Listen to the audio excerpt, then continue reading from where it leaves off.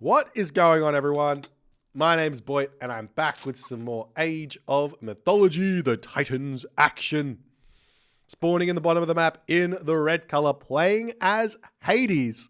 His name is TSM Player. His opponent today, in the blue color, playing as Odin. Both players having a fairly rough opening game here. His name is Redo. These are two of the absolute best who haven't participated in an S-tier tournament recently. In fact, Rito is currently participating in an S-tier tournament, so we get to see exactly what his level is at the end of that one. But TSM Player, he's been kind of inactive recently. He's come back and he started playing a little bit. I'm excited to see what he's going to be able to come up with here. I'm already really happy to say his early game here has been really nice compared to what I see a lot of other players going for. This TSM Player actually bringing his villager over here to do the things. Having a little bit of idle town center time, but you can't really help that on a map like this sometimes. If he garrisoned his food there, he might have been fine. But effectively what TSM Player did in the early stages here was he grabbed the chicken and he didn't build the granary. This is really important. Why? Because you don't want to spend that extra 50 wood on this hunt, on this food here, because you know you've got zebra, you know you've got giraffe somewhere, and at most you want to be putting 2 granaries down in the classical age as Greek. This is simply put, this should be the standard for 99% of maps. Now, there are a couple of maps where it's like 2 gazelle spawns everywhere, and you might have to put 3 granaries or 4 granaries down, but that's a completely different kettle of fish to what we're watching here. So, we're already seeing TSM Player being a little bit silly with this villager. He's losing out on a lot of resources, and Rito's going to be very happy about that. As Rito now moved over onto these giraffe, I believe he cast his Great Hunt on that, because there's... I think this might be a 2 giraffe spawn or something. We'll see exactly how many are there when TSM Player moves over here. But it is a bit of a funky Oasis map. So 3 giraffe, it seems, on this spot. So Ryu got himself 2 giraffe from this location. TSM Player going to be scouting this one out. And the game's going to be continuing along as normal. We do see, in fact, that TSM Player does decide to go for that 3rd granary nonetheless. So maybe if he was planning on doing that, not really sure why he needs to, but yeah, I think it would be better to send the goat forward here, though I think he's got plenty of food on this position, and then you can just bring those villagers back over onto gold, start putting villagers over onto wood, and get yourself a nice 430. It looks like TSM Player is going to be a little bit late anyways. A bit too much chaos in the early game, it seems. Rito, on the other hand, he's also quite far behind the 8-ball. He missed his zebra, which were literally right in front of his base, unfortunately for him. Getting himself out his dwarves now. He's got himself his wood villagers. A very standard build order here for Redo. I'm surprised to see Redo actually playing. I guess I'm not surprised to see Redo playing the Norse gods here. Redo is actually known for mostly for his Atlantean play. Redo is known for his Atlantean play. He's one of the strongest, if not the strongest, Aranos players around at the moment. From all accounts, from everyone who says anything about anything, he seems to be one of the stronger players. But he's decided that if you can't beat him, join him, as he must have been having some issues against some Odin players at the top level, deciding to now just play Odin. And here's the thing. This is something that might be a little bit controversial, but in terms of mirror matchups, the easiest mirror matchup to play most of the time, at least in the early stages of the game, is going to be the Greek mirror. The second easiest is probably going to be the Egyptian mirror. And then you get this Norse mirror.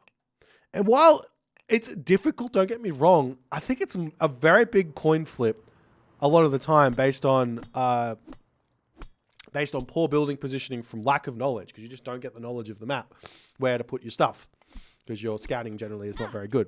I don't know really what I'm saying, whether it's true or not, but in terms of like that difficulty, it's a bit of a coin flip, and I think that potentially it might be a higher percentage chance if you just play Odin against Odin versus playing Odin against Aranos for a Odin player, for a non-Odin main to learn Odin and play that Odin mirror. Higher percentage chance to find those wins than to just keep playing Uranus. I don't know. Maybe that's his thinking. I don't know. But he is trying it out. And there is another aspect to this one, which is a lot more prevalent, which is that the Norse has got the best opportunity out of every civilization, pretty much, in my opinion, to take out the Hades. As we do see that TSM player is deciding to go for a one town center play here on this map. A bit surprised to see that one, to be honest. Generally speaking, on the Oasis, I just have never had any real success going one town center against the Norse. I haven't had any success of it. It's been a tough situation every single time, simply because a few walls really shut down any sort of aggression, because you can just defend behind them with Thrown Axemen. We are seeing Raiding Cavalry coming out, which I don't think is the most useful of units here in this matchup. Thrown Axemen help you build buildings faster, but also deal with the hoplites that come out and defend your walls much easier. But we'll see what TSM players are actually going to be going for. If he decides to just build a handful of units and then get a town center, build a handful of units and then go to the heroic age, or if he goes for the full send in the classical age and tries to catch Redo out being a little bit greedy. We'll have to wait and see.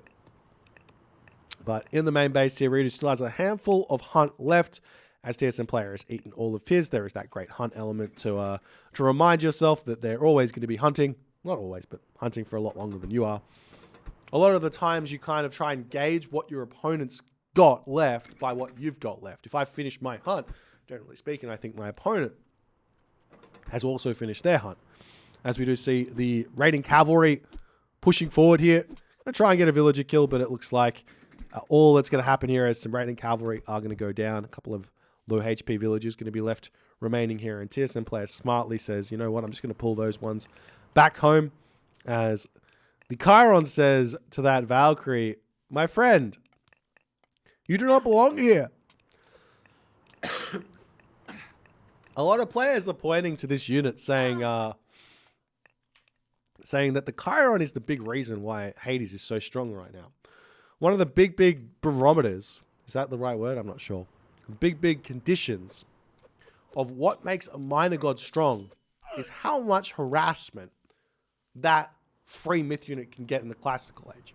The Valkyrie, the Centaur, the Sphinx, the Anubite, the Promethean, the Valkyrie. Did I say that already? All of these units get absolutely cleaned up by that Chiron. So it takes away a huge amount of power from those gods. So much so that it's almost important to just say, well, that myth unit's just not going to be worth what I normally think it is. Excuse me, I've got a really bad cough at the moment. That myth unit's not going to be as strong as I think it is. So maybe I should take that into account when choosing what my minor god is. So far in that, maybe it's worth going Heimdall as Odin against Hades. Just with the fact that the Valkyrie is going to be useless. And maybe Safeguard is better than Thundering Hooves. Maybe. I don't know. But Sentinels is cast down. We did see 1 or 2 villagers down for 1 Raiding Cavalry. That's a good trade there for Redo, as he's going to be returning back into his main base.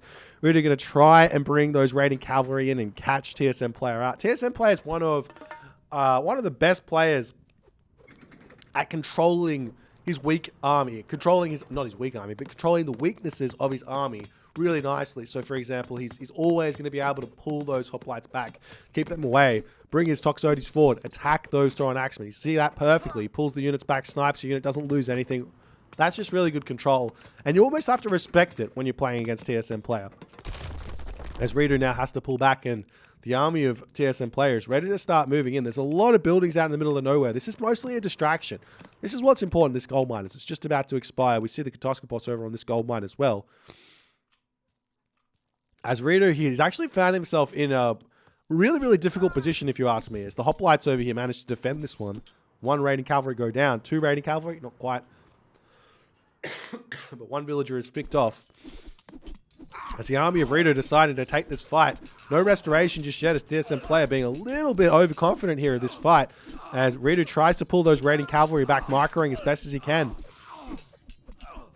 But it looks to me like TSM player is winning this fight a little bit too well. There's that restoration, pulling all of those units back up to full HP. As Redo going to be retreating away, we do see the dwarves now over onto this gold mine. But Redo's in a difficult position. One of the hardest parts about playing Norse is having resources and not being able to spend them.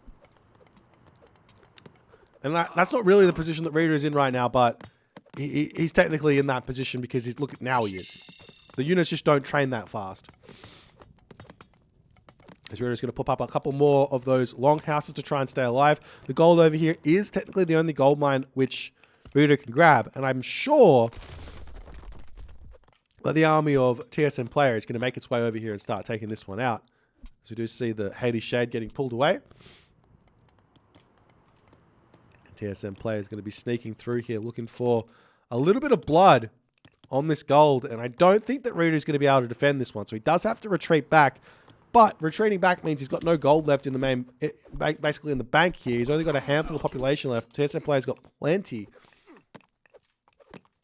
of population in the bank here. As the Toxotes come back over here. And Reader tried to pull a sneaky one. But unfortunately, he's going to get caught out. And that's just a lot of economic damage for Reader to take it. Now, Reader can go for a fight here with the dwarves in an attempt to hold this position. We'll see if he's going to be able to do so. The ox cart does get taken out. As the villagers all making their way over onto this gold mine. The dwarves coming back. Toxotes getting even more damage done onto those dwarves. You have to just attack here with the dwarves. As much as you hate to do it. A couple of idle raiding cavalry here really not helping Reader out in the slightest. Nice marker there, though, from Reader as TSM player not really paying attention. The Chiron here getting sniped down by those throwing axemen nice and fast, but too slow there. As the Valkyrie is already down.